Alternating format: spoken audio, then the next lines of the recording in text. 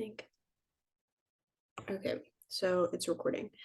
So today we have our first panel, and it's with Josephine Unrein. Am I saying your last name correctly? Yeah, kind of. It's Unrein. Unrein. I'm so sorry. No, no problem. Um, but she was born and raised in Germany and studied fashion design at Amsterdam Fashion Institute with an exchange semester. And after she got her bachelor's degree, she interned in several luxury fashion houses in New York and throughout Europe. And she decided to move to Paris to have her master's degree in sustainable fashion design and in collaborative working. And she also studied, while studying in Paris, she worked as an assistant designer in a small brand. And now she's a freelance designer. And that was just a little bit about our panelist for today. And so I'm just going to get started with the questions. So, the first question we have for the panel today is, what was your inspiration to get into the sustainable fashion field? So basically, when I grew up in Germany, and there I went to like a kind of a private high school where the teachers are trying to give the students a perspective on like the world in global, so that every action has a reaction, and that we have to be careful with how we treat the world in a way. So like even before I started studying fashion design, I was aware of the problematic of like global warming and how we treat our planet. So for me, even before I decided to become a fashion designer, like it was an important thing. So I searched for schools specifically that is also teaching sustainable fashion design. But back in the days, it wasn't that easy. There were not so many schools that offered this, but then in Amsterdam they did. However, when I was studying, I realized that the globe, like in general, they were basically saying, oh, the fashion industry is super polluting, it's super bad, but there's nothing you can really do about it. So just accept it, get over it, go on in a Yeah. way. So it was a bit upsetting for me, but then I decided that I just want to see how different companies work. So I started interning in different companies, and I didn't really give it up, but I was just asking the designers or the teams like if they did anything about sustainability, or what they did and why they did it or why they didn't do it, because most of them didn't do it. And in general, they often said they don't do anything because it's not required by the customer. Yeah.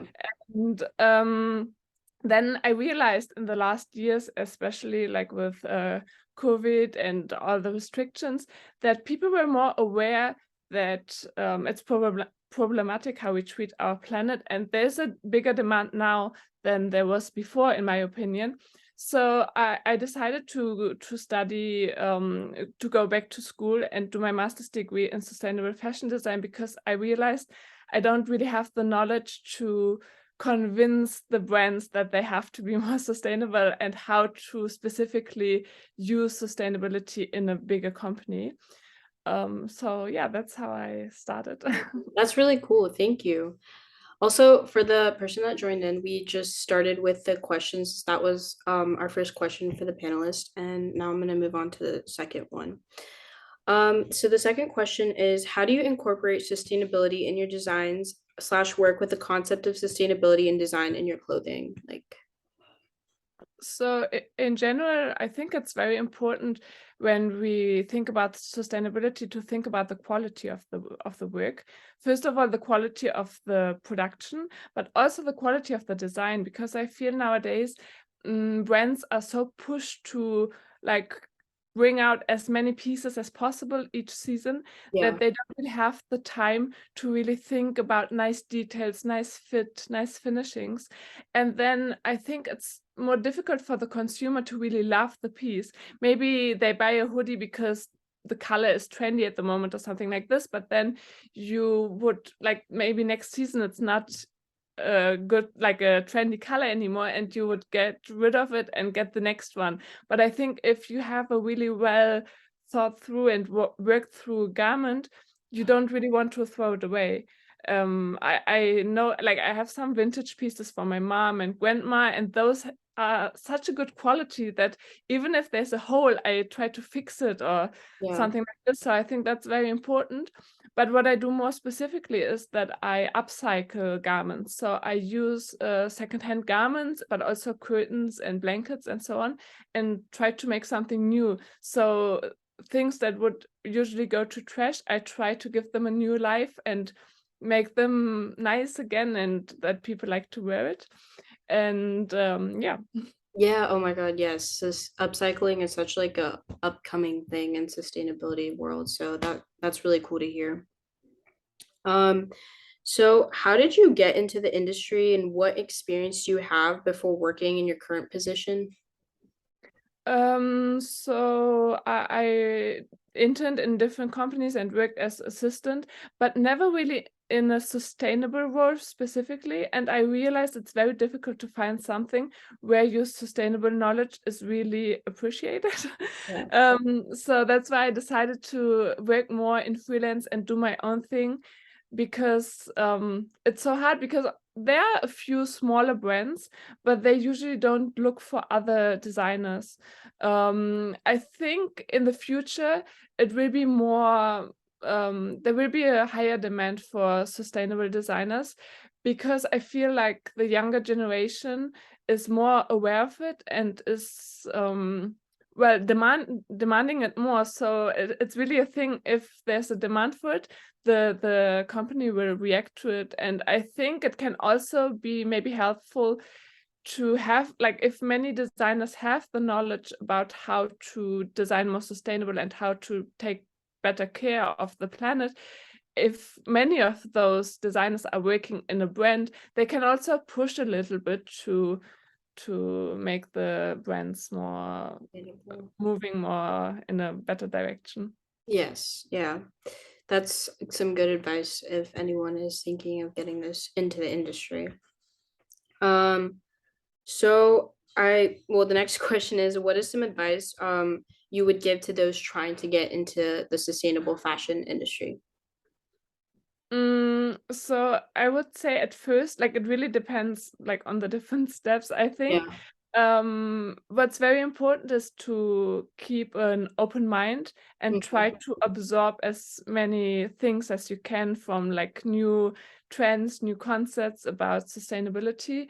And then interning, I think it's very important, because even if it's not a sustainable brand, you can learn, like, sustainable fashion, like, even if you're a sustainable designer, the sustainable aspect is just a small part of it, but you still need to have all the basic knowledge about how to make a technical drawing, how to organize things, what things are selling well, why they are selling well, why they are not selling, and how to calculate prices and things that cannot really be taught in university, but you can just, like, gain the knowledge through experience. And therefore, I think it's important to do some internships, like, before you really get started, Yeah. especially if you want to do your own brand. Like, one of my previous teachers gave me the advice, like, if you want to start your own brand, you should get like, experience before you start, because you will do mistakes, and if you do it on someone else's, like, someone else has to pay for it. It's better than when you're starting with no budget and you have to pay for your own mistakes. It's more difficult. Yeah, that's some really good advice. For sure, experience is very helpful, I bet, when trying to go into this industry.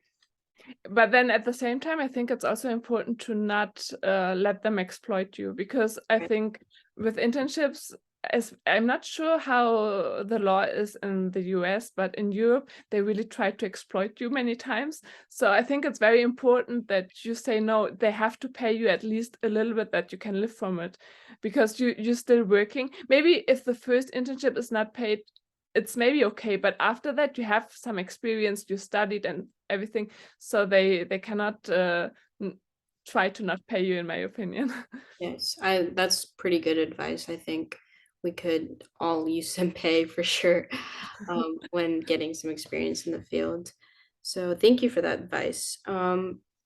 So the next question is, what type of message do you intend to portray with your clothing? Um, so with like the upcycling idea in particular, I want to show that you can make beautiful things from anything, like even from trash in a way, and that like upcycling is so much more than just patchwork and putting some things like um weirdly together because there are many like interesting upcycling brands, but I think often it's a very specific kind of aesthetic. Mm. And I think in general, like also some other sustainable brands, they always have a certain aesthetic in like very sustainable looking, but I think some people are not really into this aesthetic but still want to consume more sustainable. So I would like to offer like an alternative, something that looks like normal Yeah, but is actually sustainable. So that's what I'm trying to do with it. And I also try to educate people with it. But I try to do it in a nice and more fun way yeah, instead of like, because it's not about guilt or anything. Anyone sometimes, we cannot always spend a lot of money on fashion, and sustainable fashion is usually more expensive. There yeah. are also cheaper alternatives, but not everyone has the time and the energy to always look for the most sustainable things. So it's not about guilt, but really educating people in a fun way so they are more enthusiastic about sustainable fashion as well. I think that's important. And that's what I'm trying to communicate with my pieces.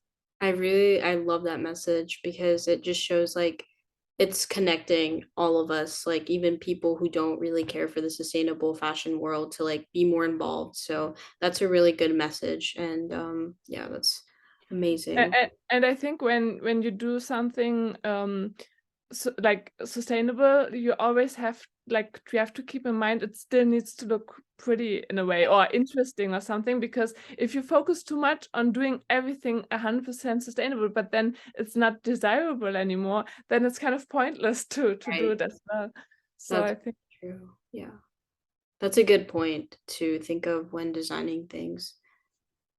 Thank you. My next question is, what is the hardest part about creating sustainable clothing? When it's about like sustainable clothing in general, I think the hardest part is to accept that it cannot be 100% sustainable. It's just not possible because you always use some kind of resources, some energy, something. So Yeah, it will never be 100% sustainable. And there are so many different aspects and so many different ways to do something sustainable. But then it's always a question, is it really sustainable? For example, if you think of like upside or recycled polyester, some people say, oh, it's amazing because you can endless upcycle it. But on the other hand, you use so many chemicals that it's polluting again. On the other hand, if you say, oh, we only want to use like organic fibers, then when you think of cotton, it's also really bad because it uses so much water, and there's always like a downside to it. So it's really about trying to find a good balance and not going crazy about it. Just accept that, like try your best, but don't go crazy about it, and just try to do what feels best for you, and what is also try to go with your talents, because there are many other great aspects of sustainability, but one has more talent of dyeing fabrics or embroidering fabrics, or someone has more the talent for the shapes. So just go with your intuition, I would say. that's some good advice and a good message. Thank you for that. Um, the next question is, are there any books or resources you would recommend to someone who wants to learn more about this field?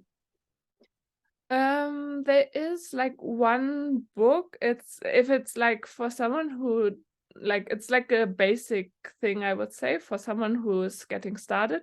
It's called A Practical Guide to Sustainable Fashion, Maybe I can send you a link later on, and Yes, if please. that's I will interesting. post it. And then otherwise, I think there's a podcast. It's called Wardrobe Crisis by Claire Press. That's very interesting because in general, I think in the sustainable fashion world, there are so many things happening, and every day there's something new. So a book is a little bit too static, I would say. So podcasts and like different websites and such things are more suitable, I think. And in general, business of fashion always has great articles, not only about sustainability, but in general, there are lots of good things you can find. And as a student, I think you can get a free subscription for it. So it's good if you can use it. And then there's also the Sustainable Fashion Forum. It's like a forum. They hold conferences and they always post articles and newsletters, so that's also quite interesting, I think. But otherwise, I feel like there are like lots of small bits of information everywhere, and I think it's just good to keep an open mind and try to absorb anything you're interested about. I like that advice. Thank you so much. I will definitely look into some of those resources because they sound really good and try to put some out there for people who are interested. But that was the last of the questions that we had for the panel. I know there's someone in here, so if you want to like type a question in the chat or say something to the panelists, we have time. Or so there's that. Hi, can you hear me? Yes, we can.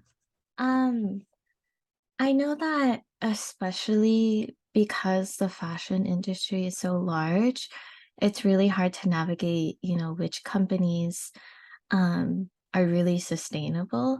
Do you have any companies or places that are making like strides within the sustainable fashion industry that you would kind of lead us in the direction to? Mm, that's an interesting question. The thing is, I think it really depends a little bit on what part of sustainability. I think there are lots of like smaller brands, especially here in Paris. We have lots of very small brands, like just one or two people working there. For the bigger brands, I know that sport brands are often more innovative when it comes to using, for example, 3D modeling software. So in this way, they can reduce the number of prototypes, and they can also calculate a little bit better in terms of production to not overproduce so much. And I think in general, like sportswear brands are often more interested in innovative ideas than um, normal clothing brands. Mm, but I think in the future it's almost impossible for any brand to ignore it. They will react to it. The question is just how, and that's a bit difficult to predict. And also, I feel often it's more on the sourcing teams to be sustainable, or even on the marketing teams. But for fashion designers, it's a little bit more difficult. And to be honest, I'm still trying to figure out myself why this is the case and how we can change it. But I think in general, it's more like smaller brands. Yeah. I see. I actually hadn't considered kind of like the 3D modeling part of it to be sustainable as well. Because I feel like when it first comes to my mind, it's like sourcing and things like that. But I think the 3D modeling was actually really fun to learn about because obviously we don't really get to see that part. So thank you for telling us a little bit about that. You're welcome. And also, when you think of the 3D modeling, it's not only reducing the the prototypes, but also in this way they can easily see to reduce the waste when they cut it out. It's usually cut with like laser cut, and then they like it's automatically placed in a way to use least fabrics. And I think in general, if you want to try to convince a company to be more sustainable, it's always good if you can do it in a way that they can save money. So if they can reduce the amount of fabric they will need, then it's more sustainable, but it's also better for saving money for them. So I think that's a thing that we have to think of as well, how to make it like for us, we want to do it because it's more sustainable, but the company wants to do it maybe for other reasons. But if we can connect it, it's like a win-win situation, and we can actually change the world a little bit like this. That's actually really interesting. I did not really know about the 3D printing to that extent, and I didn't really like connect the lines between that. So that's a good point, actually. Thank you for telling us that. It's really cool. You're welcome. Do you have any other questions in the chat? I don't think I have any more questions. You guys covered it pretty well, but it was really fun, like hearing you kind of talk about the behind the scenes of it. I looked up the book. I think you were talking about the Practical Guide to Sustainable Fashion, so I think I might actually check it out.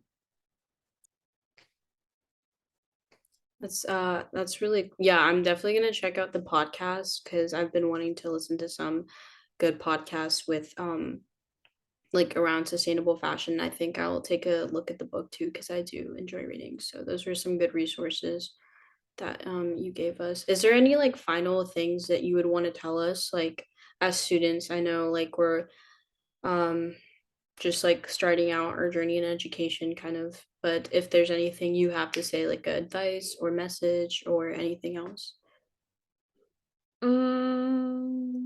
Maybe just try to listen to your instinct and what your intuition tells you, and keep an open mind and interested, even if sometimes it's frustrating.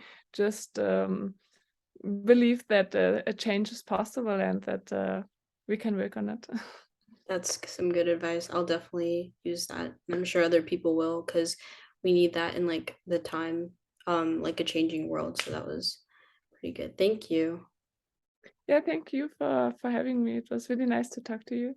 Thank you. Thank you so much for joining and giving us some of your time. The questions like that we covered were really helpful for me, and I'm sure other people will find it helpful too.